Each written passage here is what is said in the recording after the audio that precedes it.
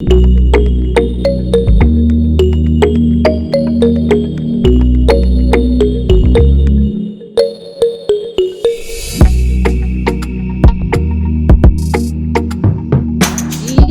name is Lynn Komugisha. I'm glad to have you, Andrew Karamagi, but have you, Henry Mayega. It's been a minute, and I think we just need to delve into this. There's two issues, kind of two issues. One, first of all, greetings from a country that has attained middle income status. Apparently, every Ugandan earns 3.7 million shillings annually. I think we need to applaud the government for that. Whether or not remains to be, we're just studying this whole story of income status. So, welcome you to the show, and particularly to look at the budget. Just a hint on what do you think of the just delivered budgetary country at 2022-2023. Just key highlights from the budget, but our most important topic for the day is we are looking at the human rights report that was released for the year 2021-2022. It is the 24th annual report from the Uganda Human Rights Commission. Let me just speak your thoughts briefly before we can dive into the right report. I want to pick your comments and ideas and thoughts on the budget. One second, Miriam. Greetings. Must be my network. I'm picking your comments on the recently delivered address on our budget. Yeah, thank you, Lynn. Like you mentioned, the president broke the news that we are in the middle income, which is very surprising. I think even to himself. I mean, the statistics show the middle income, but he used the most unusual, like measurement, which usually looks at one figure, the GDP, instead of looking at the other indicators like the minimum wage, the general income levels of the people, the social services available to the people, which are highlighted in the National Development Program 2 of Uganda. So I think he was just eager and excited to break the news. Yeah, we are in the middle income, but ideally we are not yet there, and we still have a long way to go. And given the COVID challenges in the economy, we still have so much to do, and there were real setbacks. If you look at the National Survey report publicized by UBOS, which captured the Ugandan statistics for the year 2020 to 2021. I think they come from 2019 to 2021. They show that the actual poverty levels have increased, and the number of Ugandans who are poor is now 32%, which puts the figure at 12.3 million from 8 million. So the actual poverty of Ugandans is increasing. So if you still have that figure on your table and you're president and they're excited and say, hey, we are in the middle income, but the real figure shows that your family is starving. The number of the people below the poverty line, the real poor is still 8.3%. So we still have the poor people are increasingly becoming so poor. We still have so many indicators like the number of children in schools, which is there. We still have like 32% of Ugandan children below 12 and 6 years, who have never stepped in school despite having UPE. So those indicators, the figures are there. And surprisingly, the UBOS was releasing the National Survey at the same time, when the president decided to break the so-called news, maybe we have had like the influx, because we had a lot of international lending and money coming in during COVID. So the GDP figures can easily go up because we have like that influx of the money coming in, and we still have the international debt rising. So if you even balance, even if it's you at home, if you get a loan and your account is showing a balance of 20 million, but your debt is also showing 18 million, you can't say you are 20 million or rich. You have to say at least you are 2 million or rich or poor. So all those things are there, and I think that the bubble and the excitement to announce was just political, and it has nothing to do with the economy. Ideally, if you are a leader right now, you should be concerned because the poverty levels of Ugandans are increasing, and what the current budget that was read shows has nothing to do with increasing the actual household income of the people on the grassroots, unless the parish model sets off so fast. But even the money allocated to the parish model is not enough to really give that jump start. And sectors like agriculture, where people depend, 80% of Ugandans depend on agriculture. Things like coffee, where most of households get their income, things like milk, things like there are no concrete projects going on to develop such a sectors. And with coffee scenario, we got that surprise of the Italian investor who is not an investor. So far, the hopes are not so high. The teachers were not catered for in the budget. All right, let me pick on Andrew Karamagi on our budget and what it seeks to achieve, because the concerns that whether it's a new format of budgeting or not, or whether it's focusing on the poor person or not, it's still pretty much the same, still the same allocations to different sectors that. Well, Lynn, thank you, and I'm glad to be here with fellow citizens discussing this important question. The budget left me, I read the 51-page document that was read by the line minister. And one question that this left me with was, which institution is telling the truth and which one is telling lies? Because from the central bank, we've been seeing successive reports that talk about the very low levels of income, disposable income. The most recent being the document that talked about how few people, under 1% of the working population, earn $1 million and over. There was a report before that showed the levels of dependency in the country, how one salary is looked at by between 8 and 12 people. And another report that showed how low financial inclusion is in terms of how many people have bank accounts and the purposes for which people keep bank accounts. So when you look at a report like that from the central bank, and then you see what the Ministry of Finance is saying, as well as the Bureau of Statistics, which recently released its findings from the household survey, it's difficult to see any coherence, particularly when you then hear about the much touted middle income status.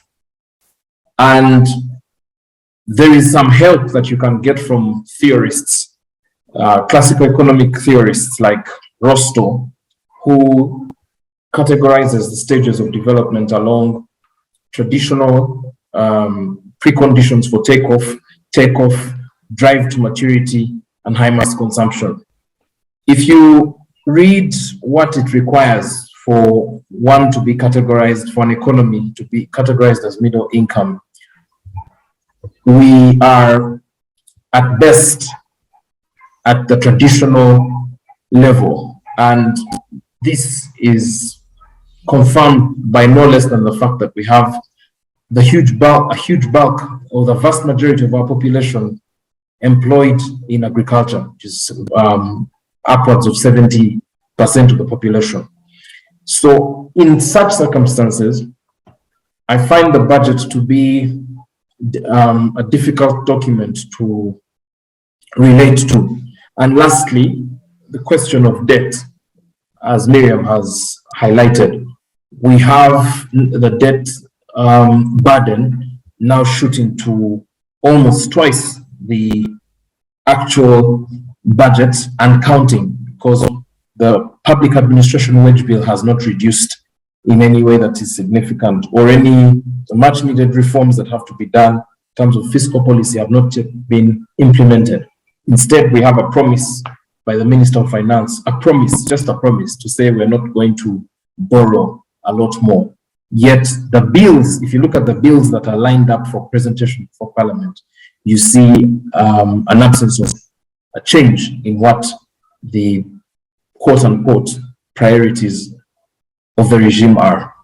So that is the place I'm coming from when I say the budget does not speak to me as a taxpayer, as a citizen, but also more importantly as a young person who has colleagues and friends whose barber shops are closing, whose small and medium businesses like shops, salons, barber shops, car washes are struggling under the weight of the kind of fiscal policy or lack thereof that we see.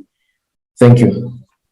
Okay, and maybe while we get Lynn back, just to say, I'm not an economist, but one of the questions that is lingering in my mind is, how do you compute, and maybe Ambassador Mayega is better here and appreciates this better, how do you compute middle income in a country that has no minimum wage?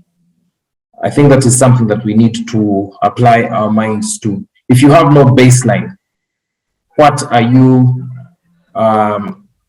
premising your conclusion of middle income on in a country like ours that has no minimum wage? I guess maybe it could help to continue the conversation while we get Lynn back. Ambassador. Thank you very much for the opportunity. I don't know whether you hear me. We together, am I audible? Yes, you are. There's been I think we've been having issues of audibility. Oh, yes, we hear you. Thank you very much. So I was saying that thank you very much for this opportunity. Absolutely. Thank you very much for this opportunity once again. And these are very interesting times. Of course, this comes after the reading of the budget. And of course, the issue of middle income status has been a subject of a lot of discussion by nationals. And as far as I know is that, yes, as the president said, we have entered the middle income status as a country in terms of numbers. And I think one point which I want to make right from the outset is that when we talk about middle income status, we're talking about three segments. And as far as the president spoke the other day, I think he made it categorically clear that we are at the entry point and we have just entered the middle income status, because there are three segments. The first one, which is at the bottom, is the low middle income status. Then you have the medium and then the high. And when you're talking about the high, you're talking about countries, for instance, like those in Europe, or basically, so to speak, the Western countries. Those are the ones which are the first world countries. But for us, we are just entering the middle income status from the low, medium point. And that has been an aspiration of this very administration of UAE for a number of years. Now, having said that, I also want to say that at least I've been in this country, I've been inhabiting this country for the last 57 years. And as far as I remember, there were times when we didn't have the basic necessities of life on the shelves in, should you call them shops or supermarkets and so on and so forth, things like soap, sugar, salt, and so on, and paraffin, and so on and so forth. Right now, as we speak, all these things are plentiful. And so it comes at a time, the entry into the middle income status comes at a time when at least the basics of life are absolutely very, very available. And for me, that is already a plus. And as far as the economy is concerned, because when you look at the 1970s and the 1980s, these things were not readily available. They are now readily available. And I'm not trying to suggest that, yes, when we enter the middle income status, we have reached the end game. No, that definitely is not my argument today. This is just work in progress. Yes, the numbers speak about our entry into the middle income status, but work must continue. And that's why the government at this particular time has come out with the parish development model, which definitely, in a sense, is going to spur production from all regions of the country, so that once this production, and the government, I think, has been really looking for these markets as much as possible. And that's why you find that the DRC, the Southern Sudan, and so on and so forth have been admitted into the East African community. And one of the biggest reasons as why there is this entry of these big countries in the region is because we want to find a market for this mass production that is going to occur. And in my view, definitely this one is going to add to the economy. Of course, nobody is saying that work has stopped to make things better in the country. No, nobody is saying that. Not even the president said so. But you see, the numbers that we have at the moment suggest that yes, we are into the middle income status, but from the lower end. And in the region, of course, Kenya and Tanzania are already there. And so there isn't something that is so spectacular that should stop us from making this entry and making things really work out so that the economy is developed as fast as possible. And so for me, I see that, yes, this middle income status entry is a big achievement for the country. And what now I think needs to be done is to make sure that we work on redistribution of income. First of all, increase the income and probably go to the middle income status. And finally, probably in quite a couple of years, the high income status, and so on and so forth. So how do we now move from where we are? How we move from where we are is definitely a multi-pronged approach that we need to adopt as a country. And I believe that the ORM7 administration is working on that so that we find markets for these things that are going to be produced. We sell them to these neighbors of ours and we earn more income and then reinvest much of that income as much as possible so that we make sure that the country is taken to another level. So in my view, yes, there are still problems that we have as a country, and as far as realizing the truthfulness of you really, like the Uganda would say, middle income status. This is work in progress, and I believe that we will get there. Now, of course, as I've said before, this is not the end game of making sure that we add to what we have in terms of the economy of the country. It requires quite a number of things to be done. One of them, in my view, is to make sure that the political stability that we have in the country continues, security of persons, security of property, and then expanding our markets, and of course, also making sure that we produce as much as possible. But also, after producing these things, we need to add value. And the president has been so emphatic about this, that if we want, for instance, to make money, we've been given a responsibility as missions of the Republic of Uganda that we look for this market even beyond and make sure that we sell this thing there. Yeah. All right. Thank you very much, Ambassador, for that. Thank you very much, Lynn, for the moment. So let's get today's topic in particular is us looking at the Uganda Human Rights Report of the year 2021-2022. It is the 24th annual report from the Uganda Human Rights Commission. And as usual, As the story has been, the Uganda police, the army are, of course, still taking the lead in meeting violence. In their human rights record is really looking bad. Every other time there's a report, and they take the lead. I don't know who's giving them trophies, but it looks like somebody is earning something from the army and police forces taking the lead on being the leading human rights violators. They have been called upon to desist from aggressive and brutal enforcement of these directives. But now that we are here and looking at this report, everybody is pointing fingers at this report. It is almost the same day in, day out. We have the same people, same culprits, same noise we are making, and we don't seem to get anything out of these reports. Where could the problem be? I see the commission highlights it does not have enough funding. Andrew, I want to start with you on this. How can we change the narrative? Because we are tired as a nation to have the same report targeting the same people with the same problems. Who is not doing their work? Well, Lynn and colleagues, in the same vein that you've posed the question, I should also share that there is a certain kind of fatigue that crops up from having to discuss similar reports every other day. I think the Human Rights Commission and bodies that are invested in work like this need to go beyond giving us a post-mortem and tell us what the cause of death was. Because a post-mortem essentially tells you, is really after the fact. But we need a coroner to tell us this person, this is the sequence of events that led to their death, over and above declaring the death of the deceased, so to speak. The analogy I'm using is to say we have a structure of how the Ugandan state is structured is known.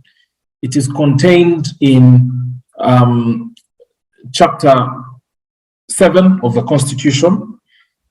It is contained in articles of the same Constitution that give mandate to the police force, to the military.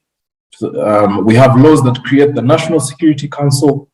We have legislation that empowers the military and the police to do the things that they do, as well as a whole Bill of Rights, Chapter 4 of the Constitution, that lays out how what civil, military, or civilian, military, or civil state relations should look like. The fact that despite this legal regime and this layout of institutions, we still have these violations year in, year out, calls for the Human Rights Commission to do a bit more than simply telling us who has done what. We need to be specific about who the perpetrators are, to shine a laser beam on the actual perpetrators, the institutions that are responsible for holding accountable those who violate rights, such as the Professional Standards Unit of the police force. We need to know, is it field commanders? Is it the rank and file of the police force or the military or intelligence community? Is it mission commanders, or is it at the strategic level? So that it is clear who should be held responsible. My final point here is that violations are no longer in question in Uganda. It's not disputed that there are violations. We see footage, we see images, we've read testimony, cases have been decided at the High Court, in the Court of Appeal, the Supreme Court, even in the East African Court of Justice. I will reference Sekabila and 12 others against the Attorney General of Uganda, which affirms the fact that violence is a tool, or violation of rights is commonplace in the Ugandan polity. So I would challenge this report to go more, to say more, to go deeper and say more about who the perpetrators are and what failures exist insofar as holding these perpetrators accountable is concerned. We need more than just telling us what has happened. That would be my take on this question. Right. Thank you very much, Andrew. And Miriam. I guess I'm indirectly throwing or giving the baton to my elder brother, Ambassador Mayega, to explain to us who's responsible and when we will see certain people being held accountable as opposed to being promoted. Thank you.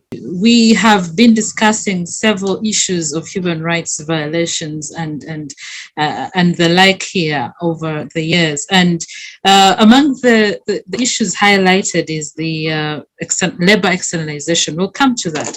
But for now, I want us to the fact that whereas this report points to a number of challenges, a number of issues, they have said that they lack capacity to go down on the grassroots, carry out interviews, carry out investigations independently and as a commission because they lack funding.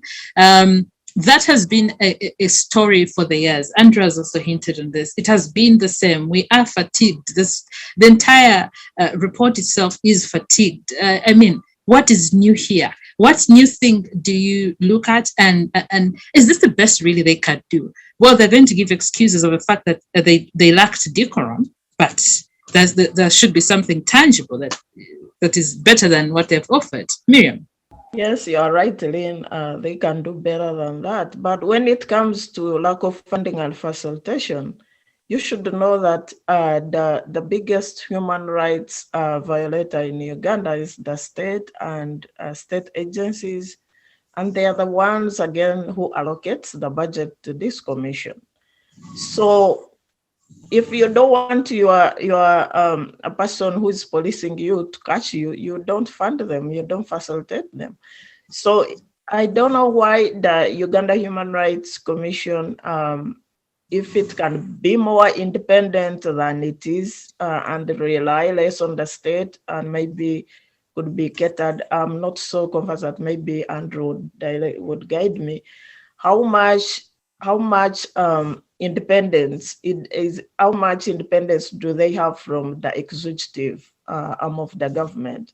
If the Human Rights Commission can have an independent budget so that excuse of like they're underfunded, underfacilitated is not coming up again. This is the 24th report of the commission, but the same things keep recurring, state violations, and the lack of facilitation follow-up. And like Andrew said, they don't go deep. Even though they take time to highlight some of the victims, they don't give us the reasons and the people who abused them. They don't give us the people who commanded the abuse on such a people. Things like state orchestrated kidnaps of political opposition leaders. So it's kind of like a whitewash to the whole thing. If you read other human rights report like that of USA and the World Human Rights Report of Uganda for the same year 2021, they are more detailed about who violated which rights and who was committing some of these crimes. But they too also lack content on particular people who are responsible for that. For instance, if there were like mass shootings on Kampala Road in 2020 during the protests of during the election when there were protests in November, who commanded that shooting, the shooting to kill process that we saw, which led to the death of 56 Ugandans? And who should be held responsible? Who was the commander in charge? Was it the commander of the police, the commander of the military police? Was it from State House, as they usually say, and State House under who? Was it the commander of UPDF for the joint forces? So what particular person or office should be held responsible for such abuses? And the same applies for the things like the externalization of workers, which you said we're going to be discussing later.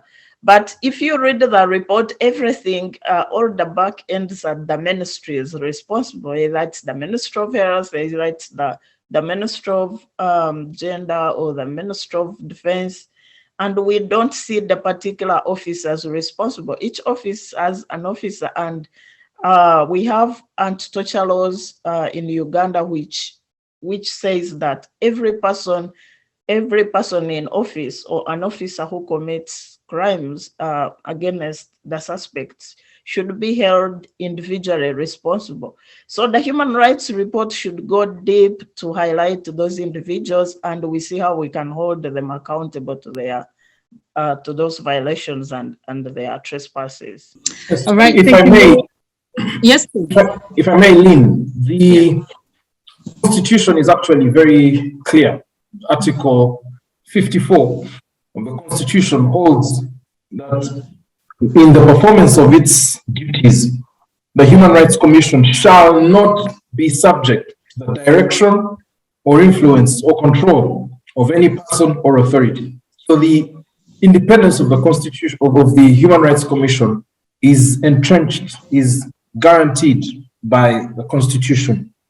Of course, we're alive to the fact that whether that is what is happening, in fact, is a different question altogether. But for the avoidance of doubt, it is true that the Human Rights Commission is independent at law, and is a body that is highly regarded by our Constitution. All right. Thank you very much, Andrew, for that. Ambassador, you have heard from Miriam and Andrew, and we have seen this report. We have read many of them, even the recommendations therein. And we are seeing that the Commission registered a total of 611 human rights complaints during 2021, 75% of them from men and 25% from women. Now, they go on to say that the Commission, of course, continues to urge restraint by the military and police, as well as extensive work to protect citizens against the COVID-19 virus. The focus was on that and COVID-19. But then we continuously see a lack of depth in this report. This is not the first time, it's not the second. There is continuous lack of depth of these reports that are often presented to Parliament, recommendations given, and the set is year in, year out. What is wrong?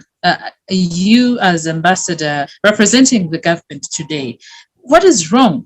Why should these reports take us for granted? I mean, we have lots of stories all over the place.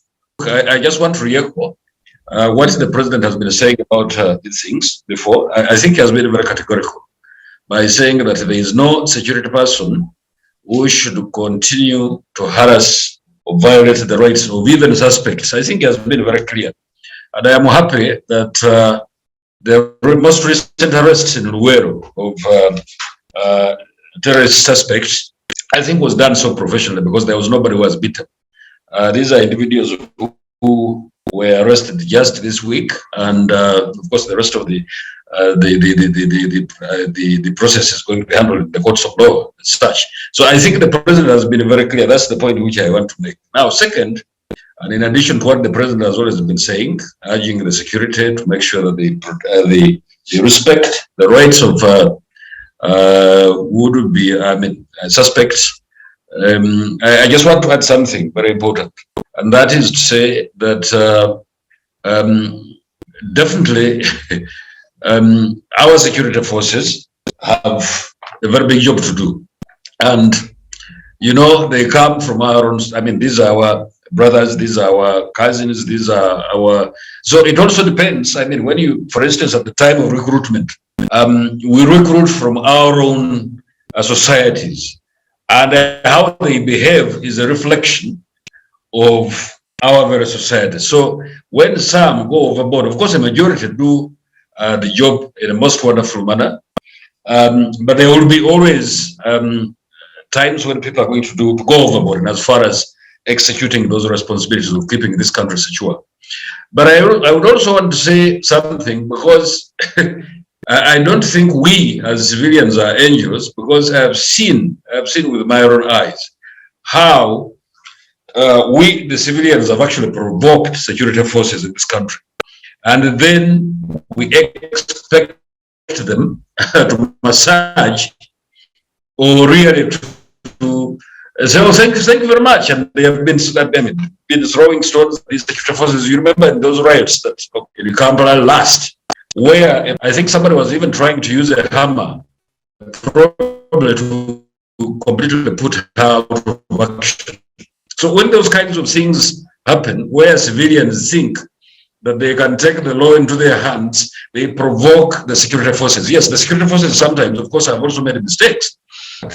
Both civilians, the responsibility of the civilians, and also the responsibility of the security forces to make sure that these things are done within the confines of the law in the country. And to me, that is extremely important. So, yes, these reports, for me, it's a plus that we at the moment have the Human Rights Commission that gives reports on an annual basis, and those reports become a basis for us to do further action, which, Lynn, you are saying that even after these reports have been given to Parliament, there is no action that is taken. I don't think so. There are actions which are taken, but of course, when those instructions are given to the security forces, they are not going to be announced at the State Square. Definitely, there will be a radio announcement by the Commander-in-Chief or by those who are responsible or those who are in leadership positions of these security forces. So not everything that is done in as far as making sure that there is order amongst the security forces is going to be done in the open.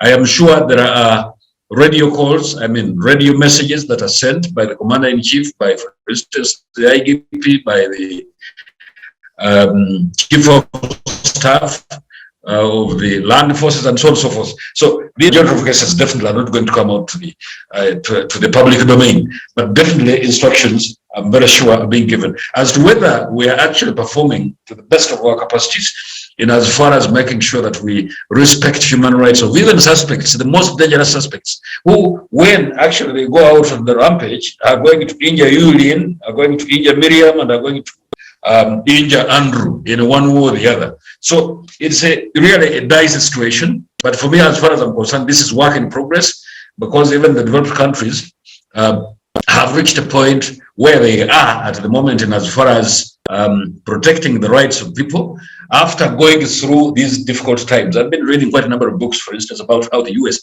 has developed to a level where they are in terms of respecting rights of suspects and so on and so forth. They went through these things. There is no step, in other words, that we're going to skip as a country.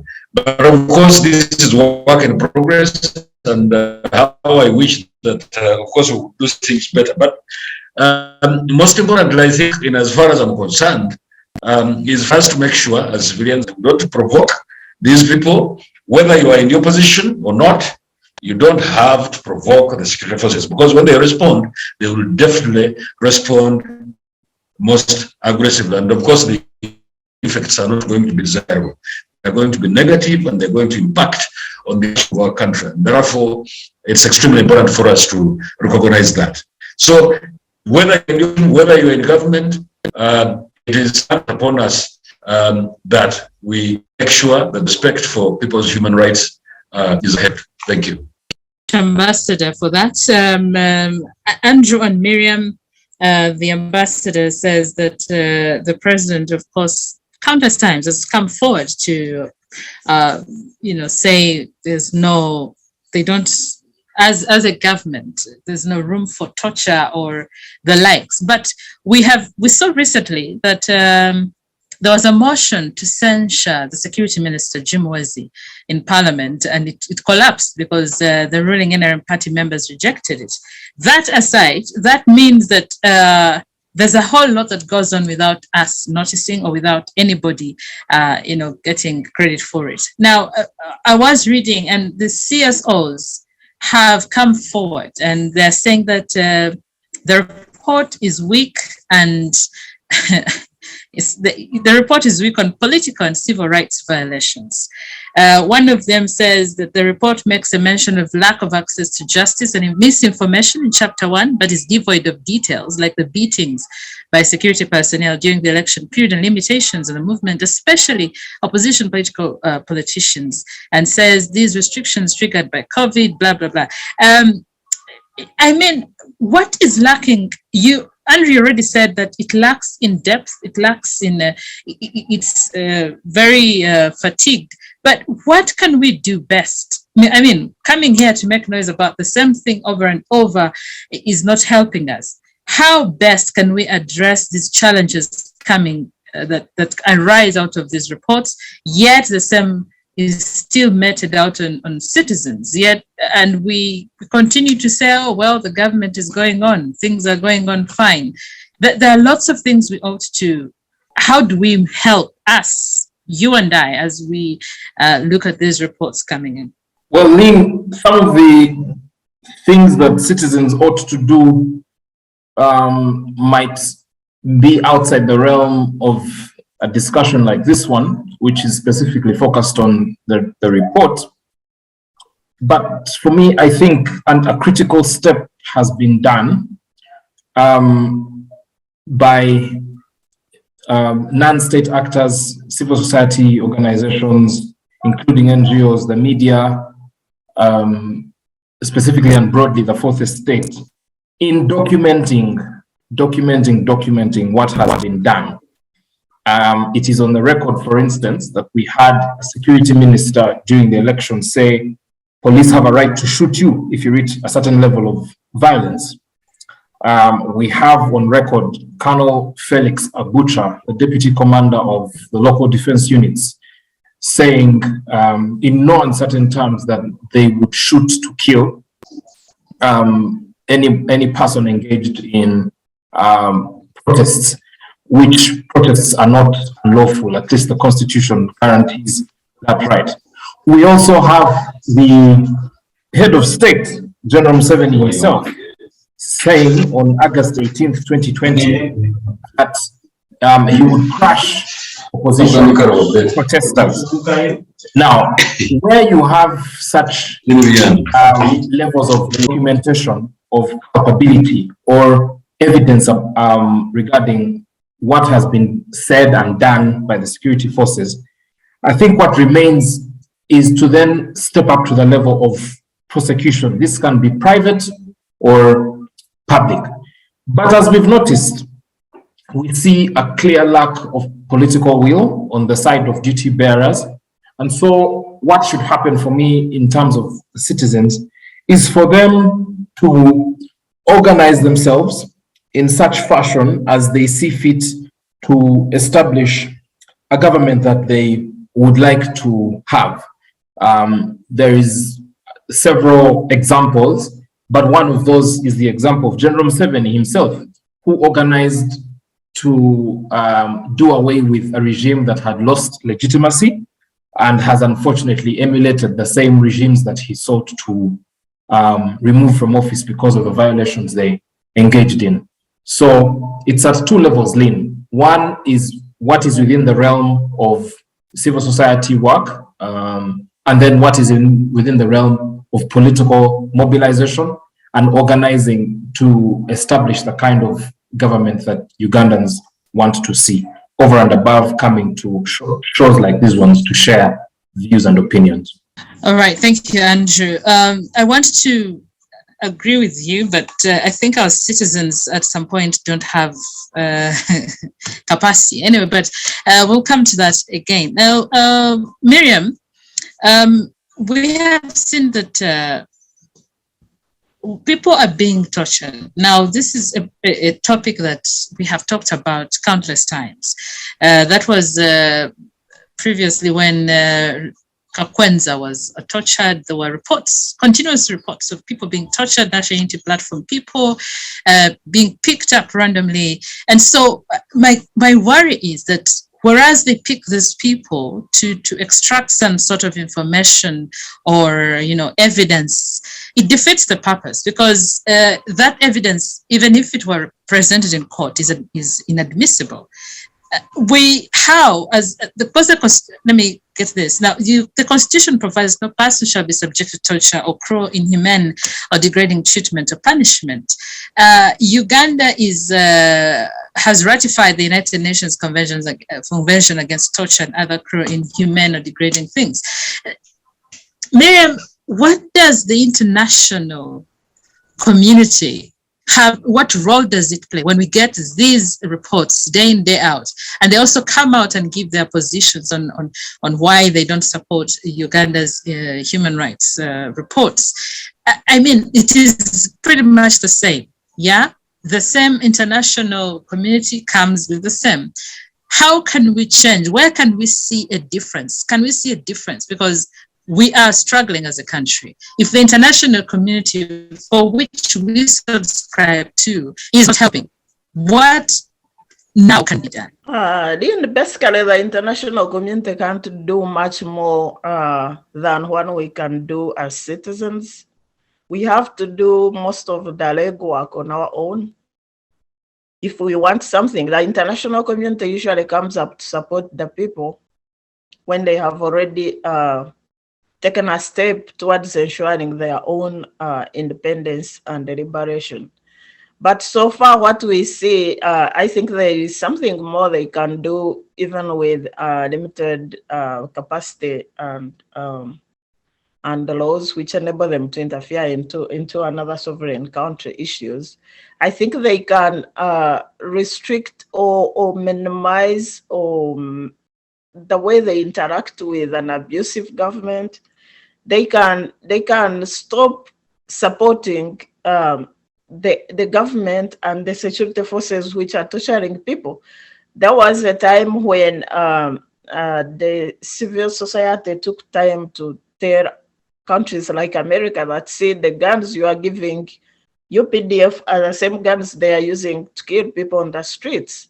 So why should America or any other country in which respects human rights continue to support such an abusive regime, or its security forces arming the security government, the security forces which is terrorizing its own population?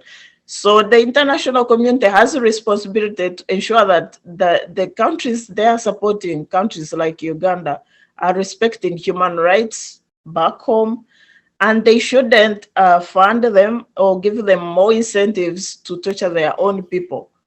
The problem we see today is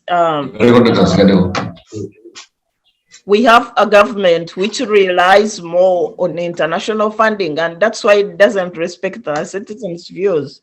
They are more like an IMF project, kind of. So leaders like Museveni don't care what Ugandans think. After all, as long as they get funding and approval from the so-called development partners like UK or US, who are funding a big chunk of their budget, who are supporting the security forces, who are literally maintaining them in power. Because if they didn't have such a support, they would be respecting the citizens' views. Ugandan citizens are not respected anywhere, even the votes, which is a choice they make of the leader they want. Even our own choices are not respected. That's why they rig elections and impose themselves in power.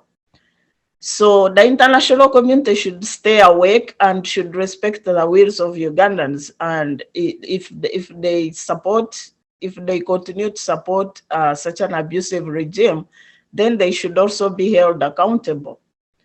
But like Andrew said, I think it's upon us Ugandans to hold our government accountable. If the government doesn't want to respect Ugandans, then we should look for the government which respects us. We should look for leaders which respect other people. And there are so many ways we can do that.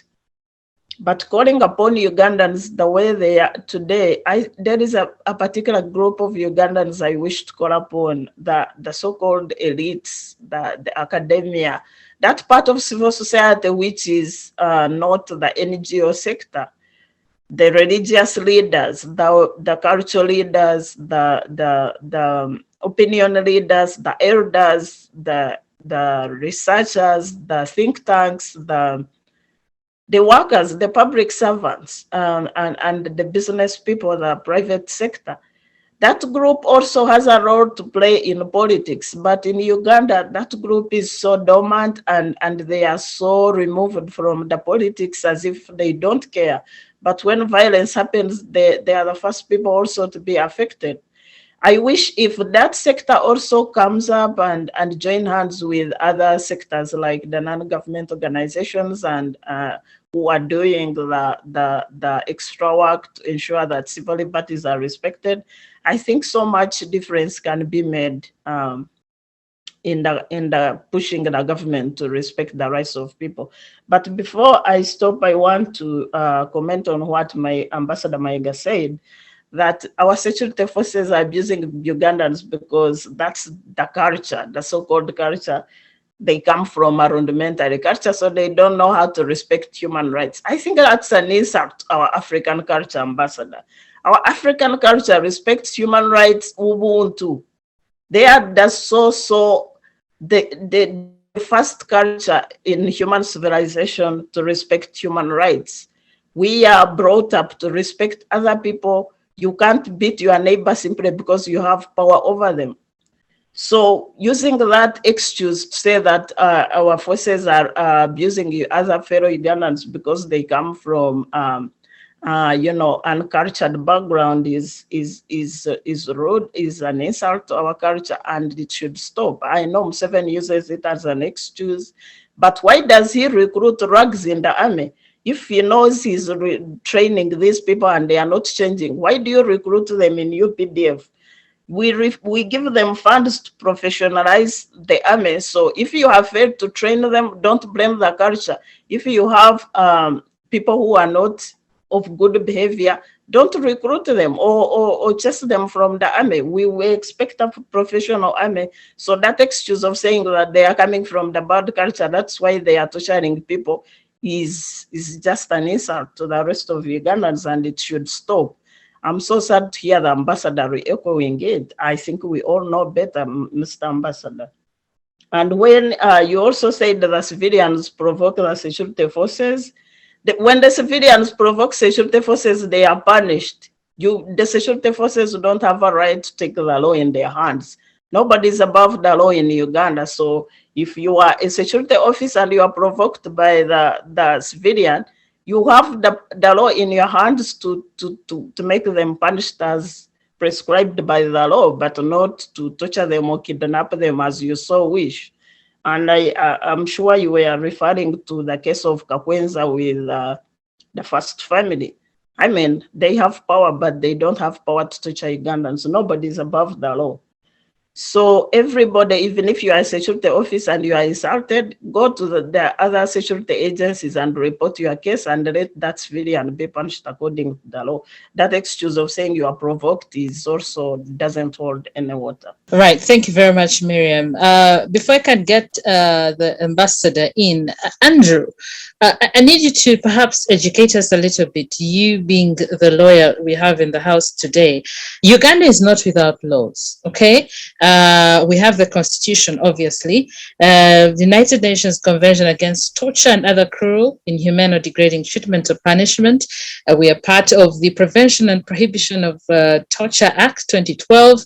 There are so many other legal instruments like the Human Rights Enforcement Act 2019 that provides for individual responsibility of violations of human rights. Why do we continuously violate the human rights, yet all these laws are in place? That is one. Two, the US and other partners often come forward and they make noise about all these things. And I'm seeing that Mr. Mathias Mpuga, the opposition chief whip in Parliament, says that the leader of opposition, I beg your pardon, in Parliament, says that these are big powers. They are big brothers. They should stay their sanction power and use it. Dr. Chiza Besje has continuously accused the international community of doing nothing to address increasing human rights violations in Uganda. Andrew, a lawyer and a human rights activist, what say you on this?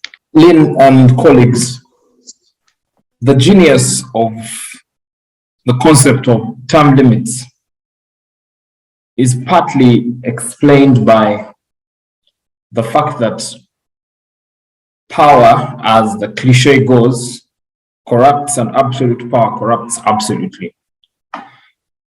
It is evident if you study regimes in the league of John Bodel Bokassa, Theodore Obiang Nguema, Seko Mobutu, General Yoweri Museveni, Omar al-Bashir, and others, that once you cross the 10-year line, which is usually the maximum that is given to, in terms of constitutional term limits, once you cross the 10-year line, the things that you have to do in order to stay in office are of necessity undemocratic and unconstitutional. So what we are dealing with, Lynn, is a logical progression of what happens once you want to stay in power for more than 10 years. It can only go down after 10 years. It can only go downhill. Things can only go south because you have to increasingly use force, coercion, intimidation. So despite the fact that we, as Uganda, are signatory to the laws that you've mentioned, international conventions and treaties and institutions, that fact, that need where regime survival becomes more important than service delivery, upholding the dignity, well-being, and welfare of citizens, once those become deprioritized, then of necessity you will see such manifestation. So that's the long and short answer that I can provide in so far as that question is concerned. There is no human way to rule people against their will. It is necessary that you use or resort to such tactics. Thank you very much, Andrew, for that. Ambassador, I know you wanted to leave. You did mention earlier that you had another engagement, but I'm praying that you can still be around. We are looking at Uganda's role in its human rights record, the international community, and everybody that plays a role and plays a part. You've heard from Andrew and Miriam, and we continue asking, why don't we have respect, first of all, for our civilians, rather for us as a human being, for humanity rather, and why don't we have respect for international laws, treaties, and the like that we belong to? First of all, why do we disregard our own constitution? Well, thank you very much, Lynn. But I want to start with what Andrew said last. The 10-year line, which is, in my view, a lie, because in the whole of Europe, there is no country which has a term limit. They don't have term limits. In Europe, somebody can be prime minister, can be president, can be chancellor, for as long as they can. And they can give you an example of Chancellor Angela Merkel, who has been there for, I think, really donkey years as Chancellor of Germany.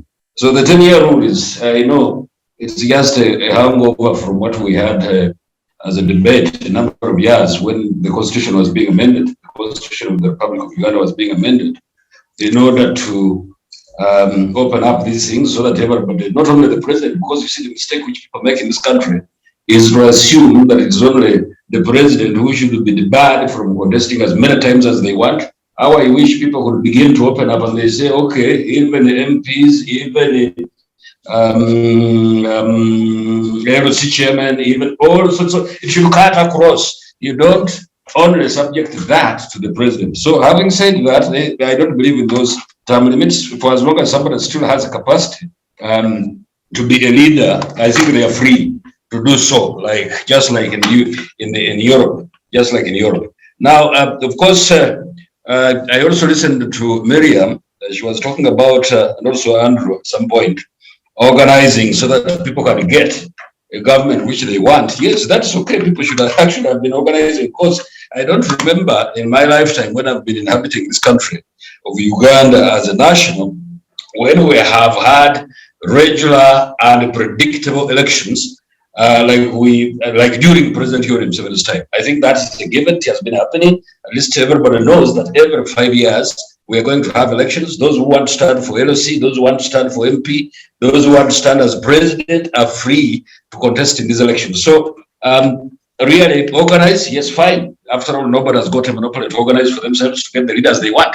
Yes, you organize, Miriam, you can organize, Andrew organize, we shall also organize, and then at the end of the day, we get somebody, we get a leader or a leader that we really want.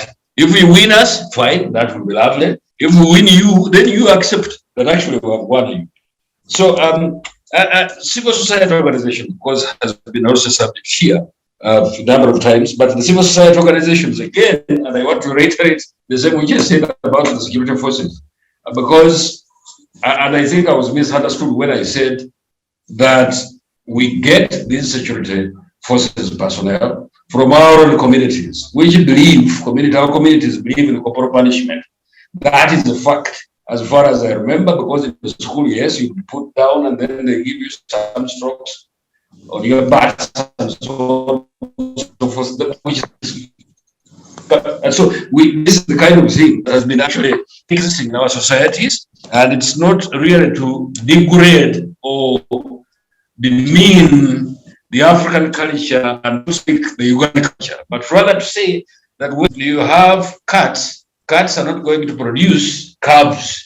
When you have dogs, yes, the dogs are going to produce what they're supposed to produce. So, and it takes time really to make sure that we really beat our own security forces so that they can begin to behave better. And these kinds of things have been happening in those European countries, which many of you people think they are angels in this world. Because I've had this thing coming up over and over again, the international community. First of all, who is the international community, of which Ugandans are not part? Because we are part of that international community. And if we think that angels are going to come from international community, then we're making a very big mistake, because when they come and they begin to dictate to you, they will also dictate to you so that you begin to accept homosexuality.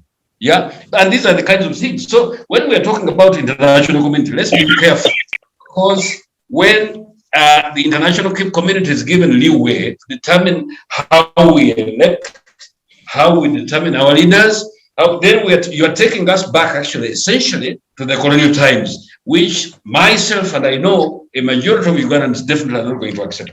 But of course, you are raising a very important question, that these human rights, yes, why do some of these things continue to happen? And I have said that already. I don't really need to belabor it anymore, because yes, let the security forces, as the president has said, be as professional as possible, but also you as a civilian, you have got a responsibility to make sure that you don't provoke these individuals, because they are as human as you are.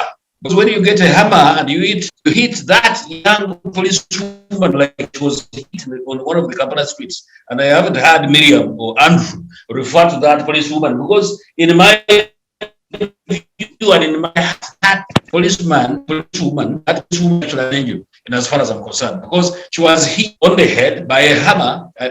Somebody was carrying a hammer, and nobody, especially people from the opposition, mentions her name. As far,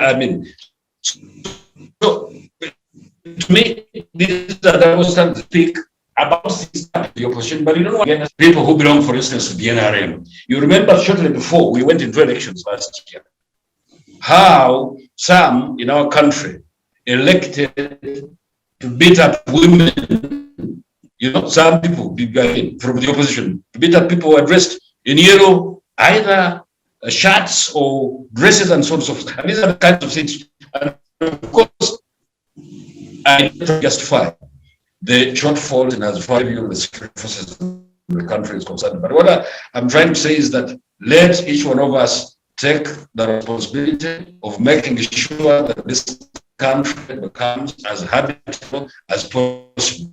Let us respect the security forces, and if there are in the security forces, the right things, the right course of the law will take its course, and definitely they're going to be punished. The president, as I said before, has been very clear about this matter. That it is not acceptable that suspects are actually treated. Thank you very much, Miriam. All right. Thank you very much. I know Andrew and Miriam might have reactions towards what the ambassador said, but ambassador, before you go, in the report, it also captures labor externalization and its human rights concerns. And the report alone says that up to 28 Ugandan migrant workers, among them 25 females and 3 men, perished in Middle East countries, a favored destination for Ugandans seeking jobs abroad under the government's externalization of labor policy. Now, in regard, Ambassador, it's not the first time we are having that conversation on labor externalization and its challenges. I would want you to give us what's the latest so far. Has there been any improvements? You are the deputy ambassador in United Arab Emirates. Have there been any changes, any movement towards eradicating the challenges in place? Are there agreements signed? Has the situation in any way changed at all? Yeah, thank you very much, Lynn. I want to tell our viewers and listeners that, at least because at the moment, actually, my new designation is actually Consul General of the Uganda Consulate in Dubai. And an agreement, an MOU, Memorandum of Understanding, has been signed between the government of streamline these things to do with migrant workers. If you want, you can call it migrant laborers and so on and so forth. So, and this agreement spells out the responsibilities of either government in as far as making sure that the rights of these migrant workers are as respected as possible. So there is an MOU at the moment. It has been signed between the government of Uganda and UAE. And I think the rest of the things are work in progress, because we are now moving to the next stage, which is going to be the implementation of this MOU so that it becomes operational, and it has a lot of emphasis on drawing or attracting professionals like engineers, like teachers and so on and so forth, to be recruited in the UAE for various jobs. So it's work in progress. The technical teams of the two countries are due to meet, and once they do meet, then they will chart out the course of action. So there is so much that is going on, because I've also heard that there are similar arrangements that are being done between Uganda and Saudi Arabia, and also Uganda and Oman and Qatar and so on and so forth. But as of now, I can only speak about the UAE, United Arab Emirates, where we have got an existing MOU, which is going to be implemented. And I believe that this is going to be really a step forward in as far as making sure that the rights of these migrant workers are respected. And now I wish that we could speed it up so that people can get jobs, because you see, what we need are jobs, and well-paying jobs, and also respect for human rights, which are emphasized in that document which has been signed between the two governments. All right, Ambassador. Andrew, we have over the years talked about these things of the migrant workers and their plight. The Uganda Human Rights Commission did not provide names, but it did say that some 28 people did lose their lives around there. And it says that they don't give causes of the demise of Ugandan migrant workers, nor the source working with knowledge of the matter intimated that majority died in Saudi Arabia. A country which signed a bilateral labor agreement with Uganda government in 2015. That is one. We have a bilateral labor agreement in place. We have, now the ambassador says, an MOU in place. Several other agreements have been on for the years. And the report goes on to say that other human rights violations and abuses include loss of life, human trafficking, torture and cruel, inhuman or degrading treatment, exploitation of labor, and there's several others. There's even xenophobia. There's a whole lot of bad stories. Now, the allegations of mistreatment of failed migrant workers, or their trafficking, or the government is promised to engage with counterparts in Middle East to address the highlighted plight are not new. Still, once again, Andrew, another fatigued problem we have. how do we go on about this? We have agreements, we have plans. Now the Ministry of Gender has a list of labor recruitment companies it has approved, but still we see these human rights violations going on. What do you have to say, Andrew? Sometimes I don't even know what question to ask in regard to some of these things. Great question, Lynn. And first, to merely respond to the ambassador regarding the question of term limits. The countries he correctly references have strong political parties. If you think of the CDU, the Christian Democratic Union, or the Socialist Democratic Party, these have strong institutions that regulate competition internally. It's for the benefit of the viewers and listeners, would not be accurate for us to sit here and say that Angela Merkel was chancellor with a free reign. There are in fact checks within her party and other parties that ensure that these leaders are subjected to strenuous checks and limits to ensure that their power, even in the absence of term limits, their power, their privilege is subjected to some level of control. And now to the question you've posed regarding the rights of the labor that we export, especially to the Gulf. You see, Lynn, that question presumes that labor rights in Uganda are respected to begin with.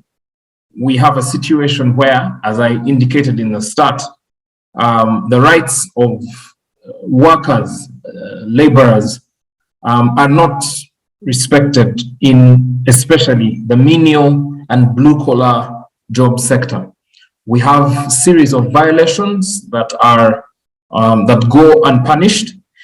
It is not enough when it comes to labor export for us then to point to agreements that we have with these countries, because the externalization of labor, particularly when it is of the kind where you have my age mates going to the Gulf and other countries around the world to provide menial, not skilled or a certain kind of labor or service, that in itself should be a problem that we seek to appreciate. Why are we hemorrhaging our country's best resource, the young people, to go and slave away in these countries? I think that should be the starting point. The starting point should not be the bandages we are applying to a wound.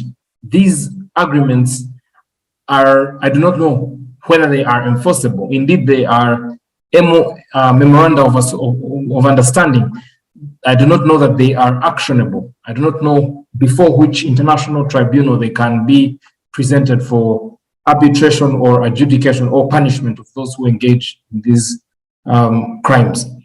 The same goes for those who we have known to be perpetually engaged in these violations in terms of the names of companies. But these companies have no one moving in to restrain or punish or regulate, effectively regulate the work that they do. So I am not satisfied by merely talking about memoranda of understanding when we have a domestic problem of unemployment, a domestic problem of labor rights, which then gets exported. And so what we're seeing in the Middle East, the way Ugandans and other Africans are being treated, is a consequence, is symptomatic of a greater problem. Okay, thank you. Miriam, quickly, I want to throw something before I go. Oh yes, yes. If you agree, yeah, about the labor externalization, it's a very important subject, of course, and because I work in the epicenter where we mostly export this labor, and I just want to say, because I've been hearing quite a number of things, but I just want to say that the government has actually been doing its job, and I think over 50 labor exporting companies, because they're in the region of over 200, as you know. But 50 were suspended recently, and Treasure Nile Company directors are in jail as we speak now, because of actually going beyond the red lines of the law in as far as labor externalization is concerned. So it remains again work in progress, because in the UAE where I work, I see that the economies of, for instance, Philippines and Pakistan are strongly supported by these migrant workers. Now, I want to speak about the migrant workers, how important they are in as far as the Uganda economy is concerned, because they remit over 400 million US dollars back to this economy of Uganda. So for me, that is a plus, and therefore they are really a very, very important aspect when it comes to labor externalization and what the benefits are to our economy. Extremely important. Philippines definitely has quite a lot of their nationals working in the UAE, and Pakistan and India and so on and so forth. And so their economies are burgeoned in terms of capacity that way. And so it's a very important subject, and it's work in progress, of course. As I've said, there's an MOU, and we think that we can do much more. The president visited the UAE recently during the time of the Expo, and the diplomatic and the political relations between Uganda and the UAE were stepped up to another level, and I believe that is a very good beginning point in as far as improving the livelihoods of the migrant workers from Uganda to UAE is concerned, and in the rest of the countries where they actually go in the Middle East. So for me, that is a very good start, and the government is doing its job. Thank you very much. May I violate protocol and ask the ambassador why his concern is about the remittances that the workers provide to the Ugandan economy and therefore revenue for the government, but not the rights or the conditions under which they earn the money that they send back home. I think I was very categorical. Lynn, I think I was very categorical.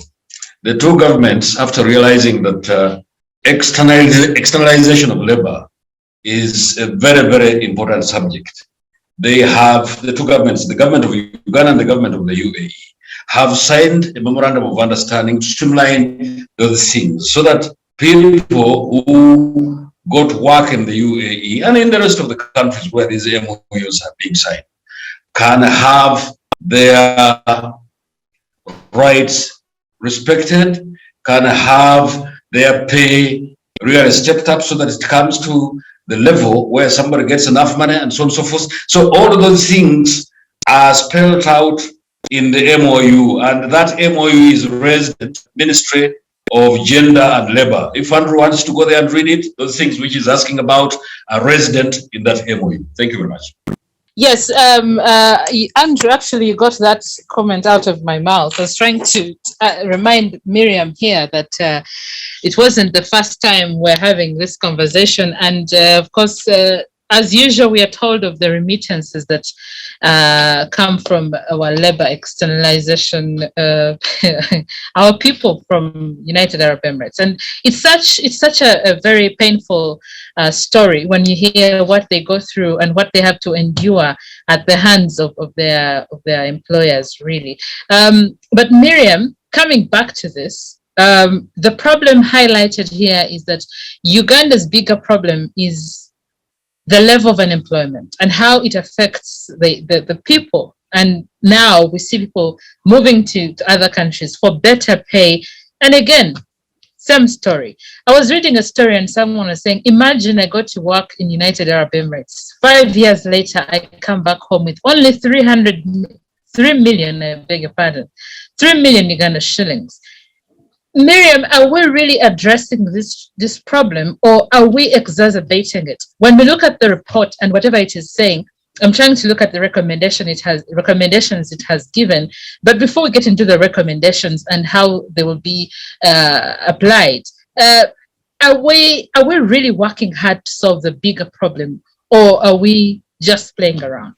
Then the way the ambassador is sharing the amounts of money we receive alone shows you the mindset of Ugandan leaders when it comes to this labor exploitation, which I would like to call commoditizing lives in actual words, in reality, it's like slave trade. We are selling people to get money here. We don't even care how they go, the lives they leave behind, how they catered for. For instance, Mr. Ambassador, are these 28 Ugandans who lost their lives in the Middle East, are they going to be compensated by the government? They remitted a lot of money for the state. Is the state of Uganda going to compensate them, or is it the state of UAE? What does your memorandum of understanding say to that? Like Andrew said, are these MOUs, are they enforceable? So this thing of putting money ahead of lives is so inhuman. It's so cruel, and it shows we don't even care about the lives of Ugandans here. Like the report said, this year alone, these people going to the Middle East, the number which was going beyond 200 plus, they remit, it's 20 something, I think the number, let me check. The money they remitted, no, the money they left Uganda, the money the Ugandan government charges them on processing passports, acquiring visas, you know, all the police letter of good conduct. Only that money this year alone amounts to 42 billion. When you say you are helping unemployed Ugandans to go and get money and improve their lives, yet you are charging them even to go and get employed. We acknowledge these are poor unemployed Ugandans, and they are trying to go and save their lives, because if you don't get a job, how are you going to stay in Uganda? Everything in Uganda is for sale, including health care. So, but you again, as the government, instead of facilitating them, you are charging them more money to beef up your consolidated fund. And then when they go, they are supposed to bring remittances. As you had, the ambassador is very cheering the amounts of money, not the lives that were lost, not the lives that were destroyed, the people who are traumatized, the people who lost their organs, the people who committed suicide, the people who suffered PTSD.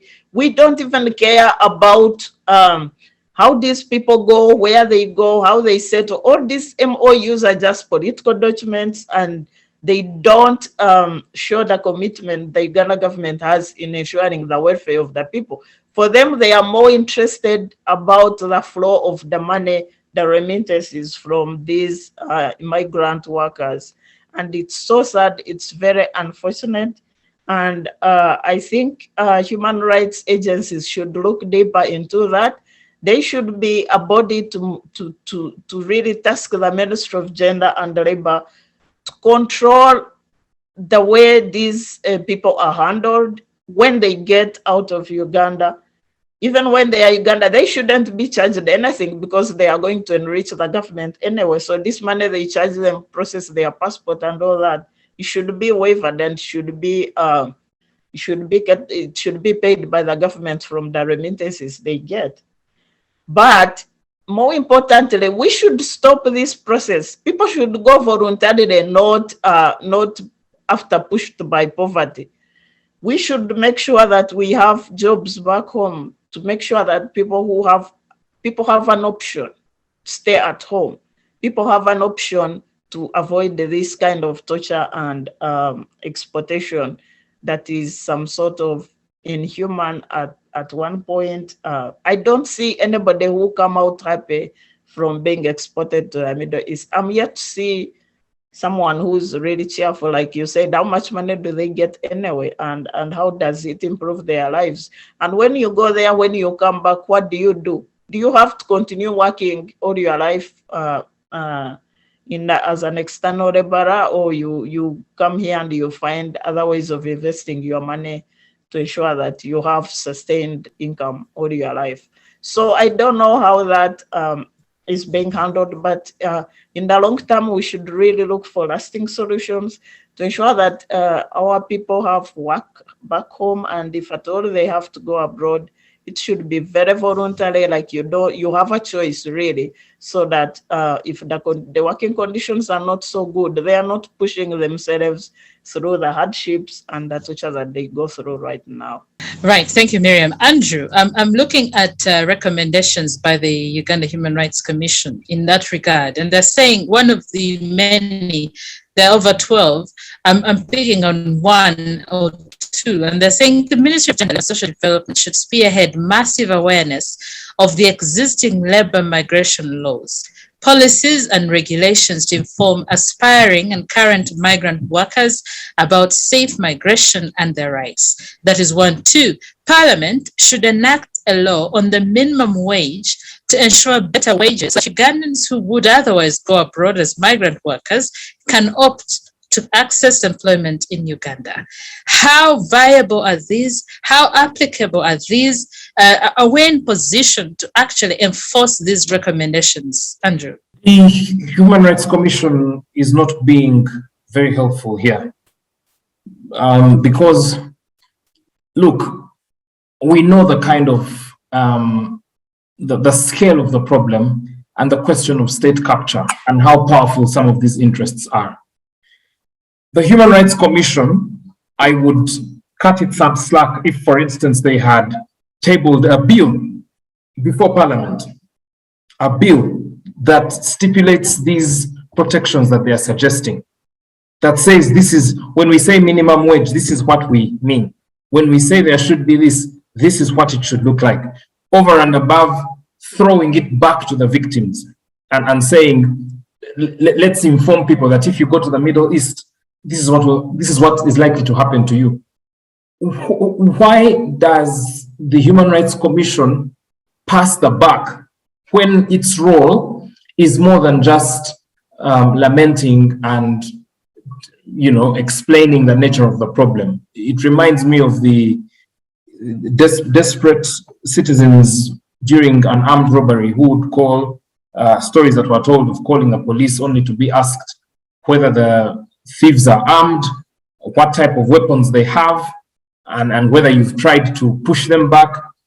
The Human Rights Commission owes us a lot more than telling us and calling that sensitization. There should be basic guidelines, you know, what actions, which institution, which organizations or companies has the Human Rights Commission sanctioned, for example, which owners or proprietors of these companies have been blacklisted, you know, or had their licenses revoked for a given period. Those are the actions we're looking for, not this shallow and lackadaisical approach that the Commission is exhibiting.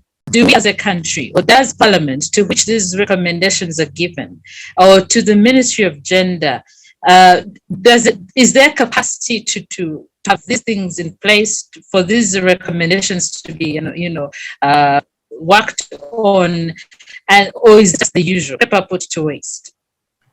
Well, Lynn, ideally, yes, but I am not naive. I know that the kind of Parliament that we have, I know the difficult situation under which it operates, circumstances under which it operates.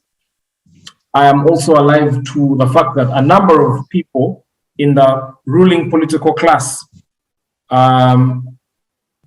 who should be checking these companies have interests in the same companies. So I do not expect to find the milk when I left, if I leave the cat in charge of the milk bowl. What I'm essentially saying is we have a situation of state capture.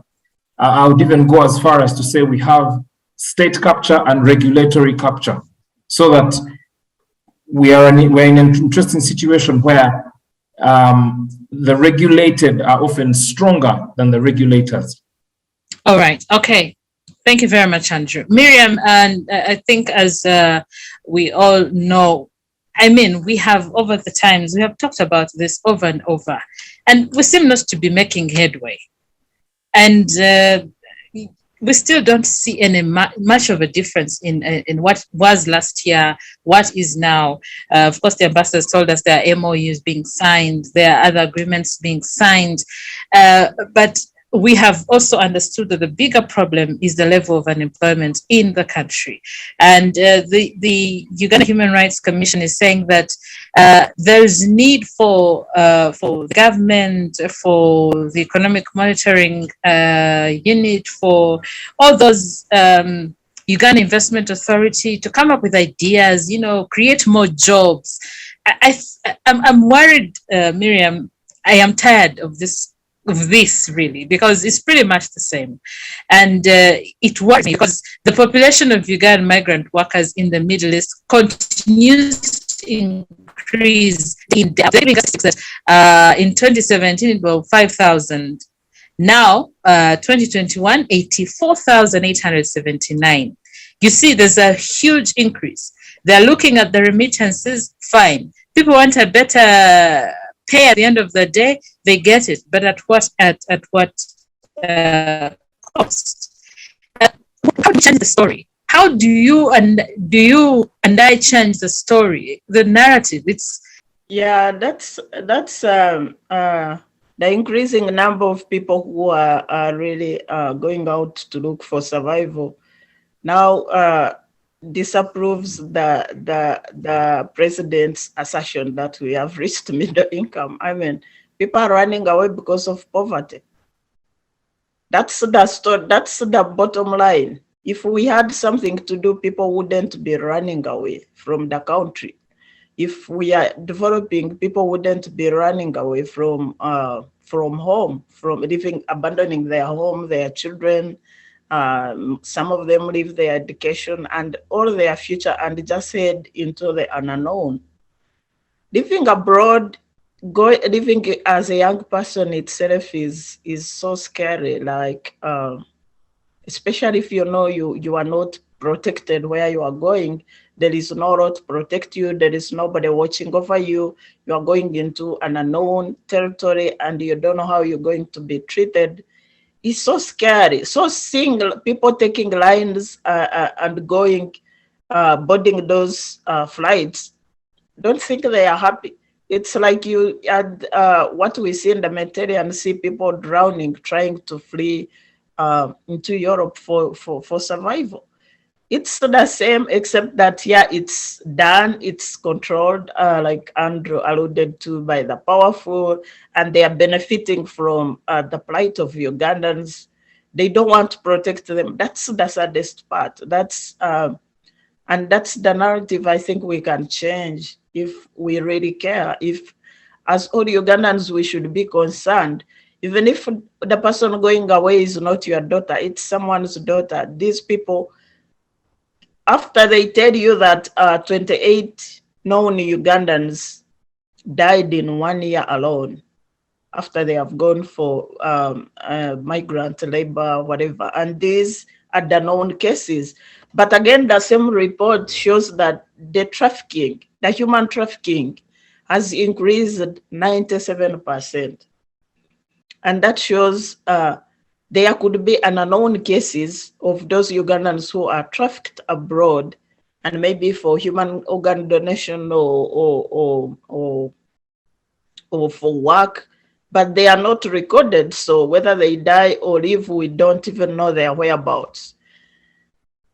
The situation is so dire, and I still call upon the same group of people I had called upon earlier. We have Andrew said that the state is under capture, the legislature can't do much, and the executive it has conflict of interest in all this, so they can't police themselves.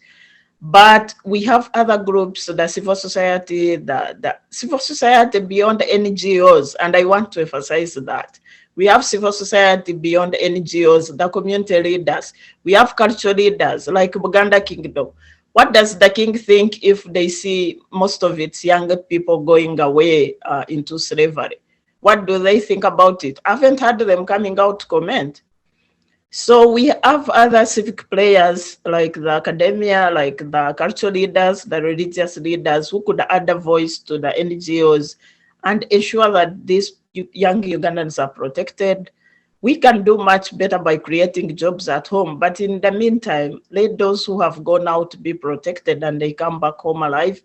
and they have gainful employment where they are going, and their lives are protected as well. But other than that, I think now go on. I will come and comment on that later, whatever I wanted to say earlier. Okay, all right then. We have a few minutes to the end of the show, and I'm seeing that the Uganda Human Rights Commission is saying that owing to the slow pace at which the economy is growing compared to the labor force, the way forward is to make labor externalization to the Middle East safer to decrease human rights abuses. Of course, obviously. But Andrew, as we wind up, what would you, in your conclusive remarks, what would you say generally to what we have talked about, but also on the report?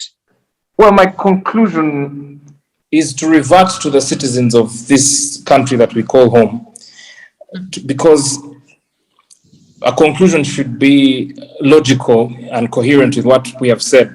The diagnosis that we've made after the past 1 or so hours that we've been speaking is that we are on our own. And the price that we pay for ignoring politics is to be ruled by bad people.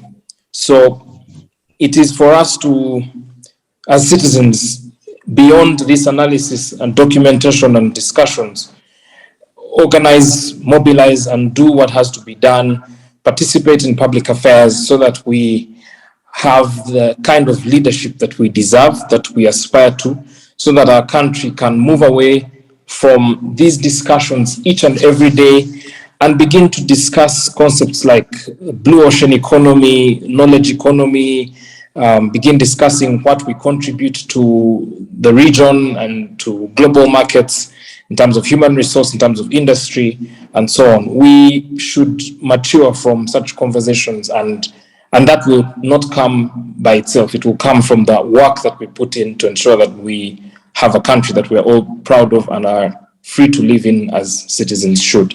Thank you. Right. Thank you very much, Andrew. Thank you for your time as well. Miriam, let's conclude this show in regard to the topic, but also in regard to the entire report as we have seen. Yeah, the point I wanted to make, Lynn, in general refers to the whole Uganda diaspora community, the way it's so neglected.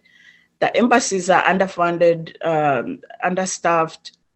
So the whole thing, I think, and I would like to call upon the Uganda government, I think they should have part of another enforcement body or monitoring body, maybe the legislature committed, part of the parliament committed externalization of labor as a unit so that they pay a close attention. If you combine the whole foreign affairs into all that, it goes into diplomacy and politics and those small other big areas like the labor and the Ugandans in diaspora, the lives and the welfare get lost in all that. And we also understand the Ministry of Foreign Affairs is underfunded itself. But if the parliament has another section committed specifically to the Ugandans abroad, the Ugandans in diaspora, who are now almost like 2 million, and they have so many interests, including investment and development, but also their human rights and welfare, which needs to be catered for. So that section should cater for these people, and it should monitor the government operations. If we leave these things to the Ministry of Gender, like we said, the government is not doing enough, and some have a conflict of interest into exploiting these workers. So they are not doing enough. They need another body to monitor them. And I think the legislature committed to such can do a great job into evaluating whatever the government is doing and giving more recommendations, especially what happens on ground. And then more funding into the embassies, and like we've been discussing before. But to conclude generally, the status of human rights in Uganda so far is so disappointing. It's so sad. And what is more sad is that we have repetitive things. It's like for the last so many years, maybe 34, we haven't done so much. improvement into the welfare, especially of the opposition leaders. There are specific groups which are whose rights are not respected, and that is so characteristic of NRM government, like the opposition. Previously, the ambassador hinted on something that I wish to comment upon. The minority groups in Uganda, like the LGBTI, they also deserve rights. They are human. So the ambassador is insinuating that they are a crime, like they are non-Uganda, actually shows how we have a lot to do to protect such a groups, and that should also be noted. But generally, the civic society, the other Ugandans, all of us Ugandans, we need to create the Uganda we want to see. Like Andrew said, we shouldn't be discussing this in the 21st century. We should have moved on, and we should be discussing development, maybe how to create so many jobs for these girls who are being tortured as immigrant workers abroad. All right, thank you very much, Miriam. Thank you, Andrew. And I see that the ambassador has left, but then I noticed a few comments in the chat room. I think it would be prudent if we took note of them. Let me see. Andrew was saying they have strong political parties which regulate competition internally. In Uganda, there are no restraints to General Museveni's power. Miriam says countries which have a political structure, presidential system, have term limits, that is, e.g. the USA, and they don't use state agencies to rig elections. All right, thank you very much for your participation. Thank you for your time, Andrew and Miriam, and of course the ambassador who's already left us. I hope we had an interesting conversation. Hope to get you some other time. I wish you a lovely weekend.